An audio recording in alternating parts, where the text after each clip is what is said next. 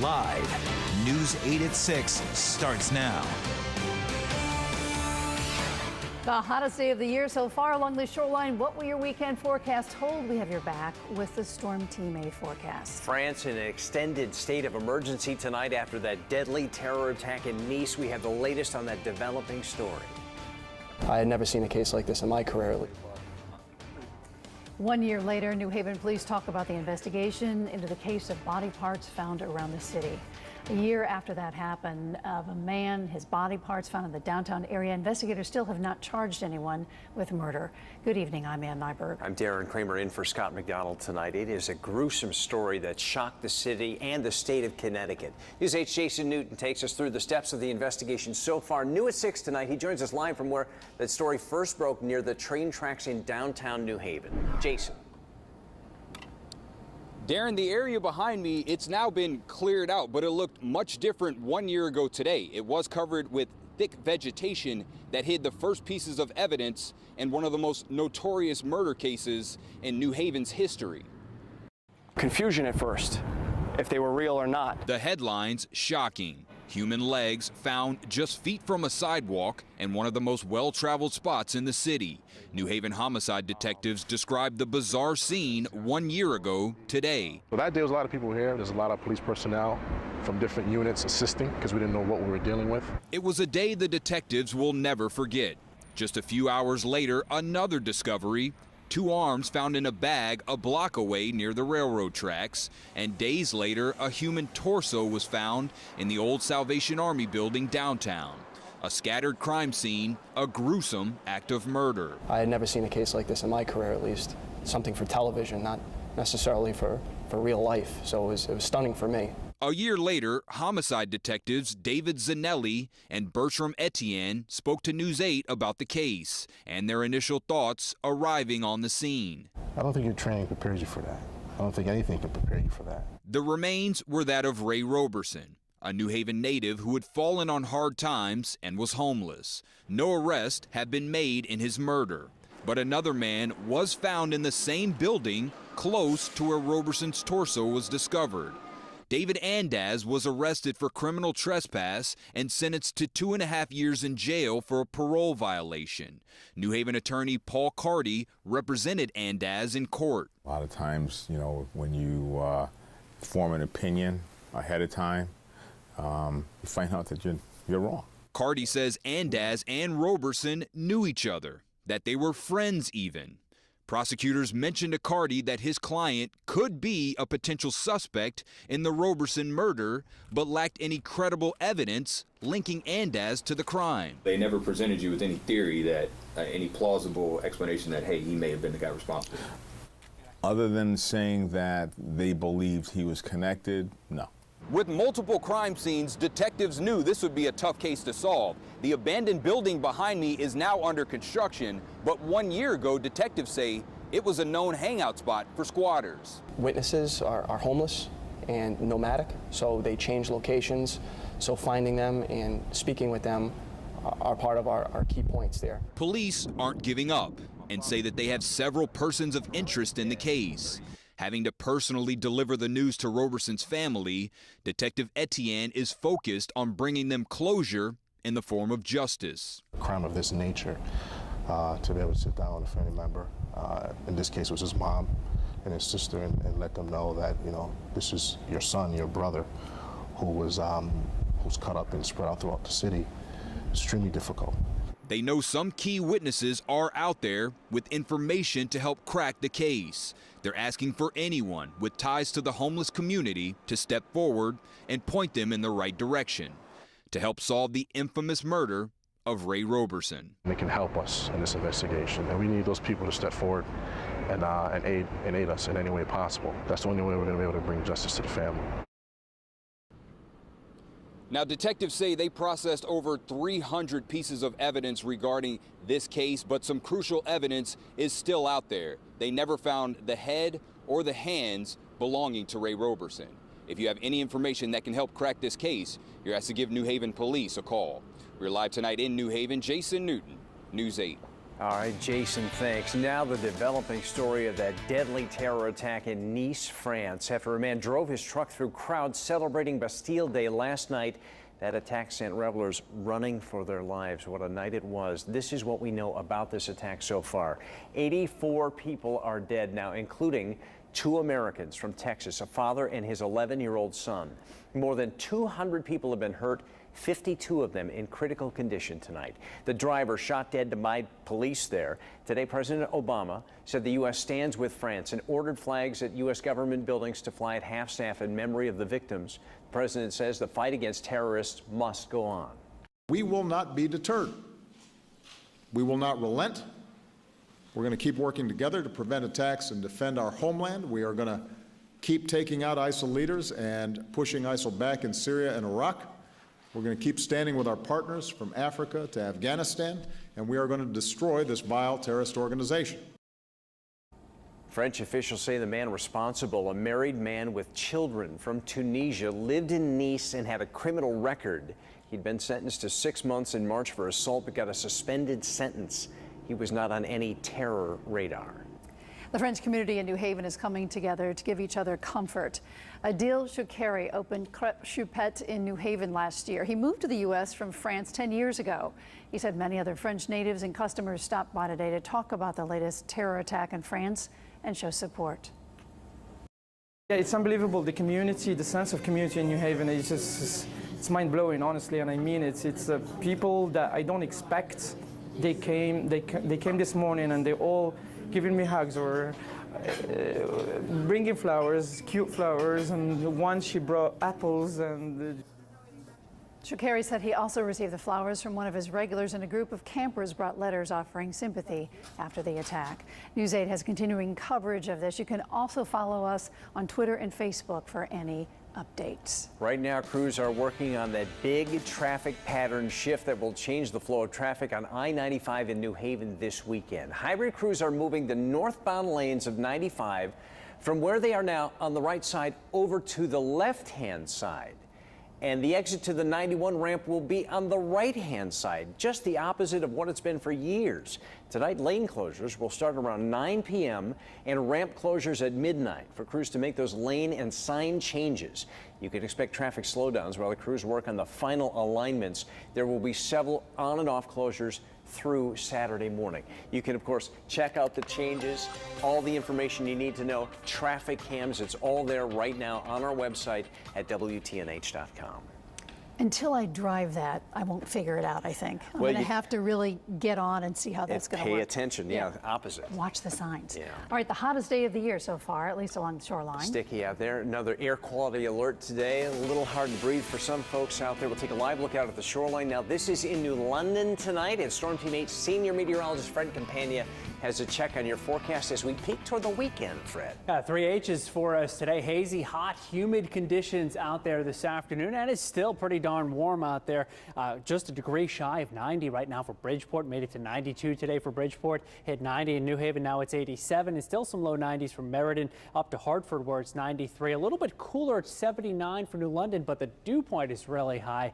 Oppressive humidity in southeastern Connecticut. Not as bad once you get just off the shoreline, though. Dew points are in the mid-60s right now inland. The combination of the heat and the humidity is making it feel like 90 to about 96 in most spots at this hour early in the evening. We had some thunderstorms move through far eastern Connecticut earlier this afternoon. Now things are pretty quiet, and they will likely stay that way as we head through the overnight hours, but really warm out there this evening. The temperature very slowly falling. By late in the evening, it's probably still going to be right around 80 degrees inland and in the mid-70s at the shoreline. Here's how things will go this evening with mainly clear skies. 9 o'clock, 80 shoreline, about 84 inland, and upper 70s at 11 o'clock. It won't be as warm this weekend, but it'll still feel like mid-July. I'll have the full 8-day forecast coming up in a few minutes.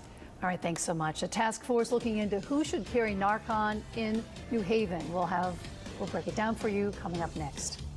Also, officials give a reason for why so many people got sick at a pool in Old Mystic. We have that on the way. And ridding parks of invasive species that could affect the health of local wildlife. We'll tell you who is doing that and where.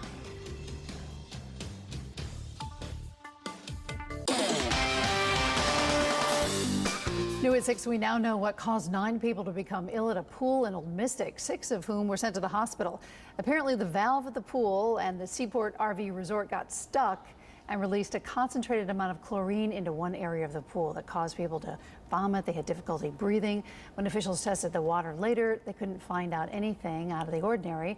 The chlorine by that time had already dispersed throughout the pool. The New Haven Police Department looking at whether officers should start carrying Narcan. That can reverse the effects of a drug overdose in some cases. Comes after the city issued a health emergency in June where 3 people died and at least a dozen overdosed on drugs laced with fentanyl. Right now, only a few New Haven officers carry Narcan. Getting down into the dirt of a shoreline city's parks will tell you the kind of cleanup work locals are doing to make sure green spaces stay beautiful. And low to mid-90s out there this afternoon in most of Connecticut. Not quite as warm this weekend. Still some sunshine, though, to enjoy. I'll have the 8-day forecast, which includes a look at next week coming up. Hot day out there, but not hot enough to keep folks from keeping parks in New Haven beautiful and green. And News 8's Kent Pierce tells us how the work they're doing is for the birds. When they told me I'd be doing a story about people cleaning up Edgewood Park, I thought maybe they were going to be picking up garbage, stuff like that. But it turns out that's not what this group is doing. They're doing something far more interesting and far more complicated. So all this, that needs to be taken out. So everything around here needs to be taken out. Malik Joyner is only a couple years out of high school, but he is a veteran of the Urban Resource Initiative. The URI cleans up parks, but not just to make them look better. They're pulling up invasive plants, plants that don't grow here naturally. They're bad because they're not native. They're not from here.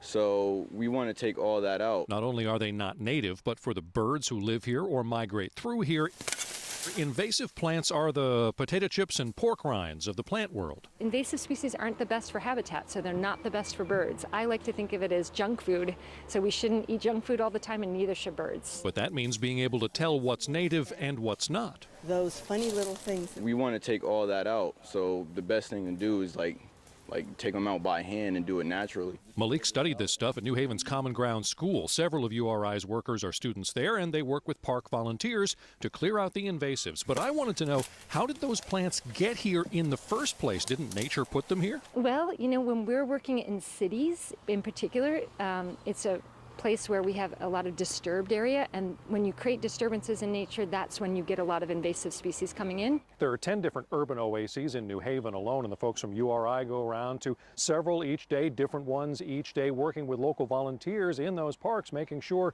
nothing but native plants are there for the birds to eat. In New Haven, I'm Kent Pierce, News 8. All right, Fred's here talking about the weather. Hot? Yeah. Hanging How around. hot is it? How hot is it, Fred? Work up a sweat on a day like this, that's for sure. Yeah. The temperature did reach the 90s today, even at the shoreline. So the hottest day of the year so far. 90 was the high for New Haven, 92 for Bridgeport. Not the hottest day, though, up in Hartford County, where the temperatures were in the mid-90s this afternoon. Still 91 for West Hartford. Still mid to upper 80s at the shoreline. And there's not much of a breeze out there, so it's kind of stifling this evening. And the temperature is going to very slowly fall through the 80s and the 70s and eventually get to the upper 60s to low 70s by dawn tomorrow. The humidity takes a step back for the weekend, but it'll still be muggy out there Saturday and Sunday. And then it ramps right back up to where it was today on Monday. Monday could be even hotter than today was, especially inland. I think there's a chance Monday will be 95 plus inland with humidity to go along with it. That'll make it feel like triple digits. Thunderstorms today were in far eastern Connecticut. Those have since moved on. Some action off to our northwest around Albany, but that's not heading in our direction. We are going to see mainly clear skies overnight tonight. And here's how the weekend will go. Hot again inland tomorrow. The high right around 90 degrees. It looks like low to mid 80s at the shoreline. Outside chances something flares up as far as a shower is concerned during the afternoon. Much more likely, though, that it will be dry tomorrow afternoon. On Sunday, we start with some clouds early, then it's partly sunny skies. A little better chance of a thunderstorm popping up on Sunday afternoon, but still, I would say the odds are about 30% or less that you will be seeing any rain on Sunday. So a blend of clouds and sunshine for most people on Sunday. And Sunday evening, we see the skies clear out, hazy conditions, really warm Sunday night, and Monday afternoon with a southwest wind.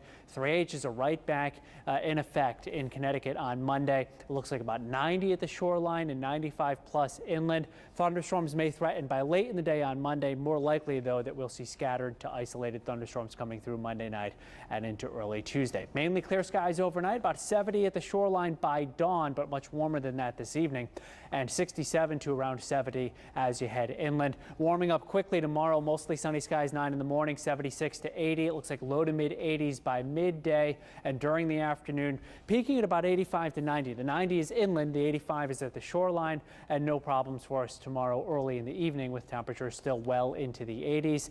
At the beach tomorrow, about 80 by mid to late morning, say 10, 11 o'clock in the morning, and then around 3 o'clock in the afternoon, the temperature around 84. Nice beach day. Nice day to be out on the water, too. A light northwest wind shifts into the south during the afternoon at 5 to 10 knots. Here's a look at that 8-day forecast. We're keeping summer around. The dog days are here. Monday's 87 and 90 at the shoreline with scattered thunderstorms Monday night. By the middle of next week, it turns briefly less humid, but then it warms back up. By this time next work week, the temperature may be back into the low to mid 90s inland, and that'll stick around into the first part of next weekend. All righty then. Thanks so much. Fred, thanks. John Pearson's here with a check on Sports Edge. John. Live, this is Sports Edge, sponsored by your local Connecticut Chevy dealers. It's over. All the air is finally out of Deflategate. Tom Brady will serve his 4-game suspension. He announced today he will not appeal to the U.S. Supreme Court after the U.S. Circuit Court of Appeals denied hearing the Brady case for a second time. The Patriots QB was accused and penalized for his part of using underinflated balls during the AFC Championship game. Brady will miss games against Arizona, Miami, Houston, and Buffalo. He'll be replaced by Jimmy Garoppolo. Brady said in a post on his Facebook page that he's very grateful for the overwhelming support he has received. Phil Mickelson had another good round at the British Open. Not as good as yesterday in his opening round with a 63, but enough to maintain the lead. Barely. At Royal Troon in Scotland, yeah, it was a bit messy, windy and wet. Mickelson shot in the red for the second straight day. Check out this shot on the par 3 8th. A lot of guys had good shots here, including Mickelson. Going to back this thing right up, nearly put it in the hole. He's at -10.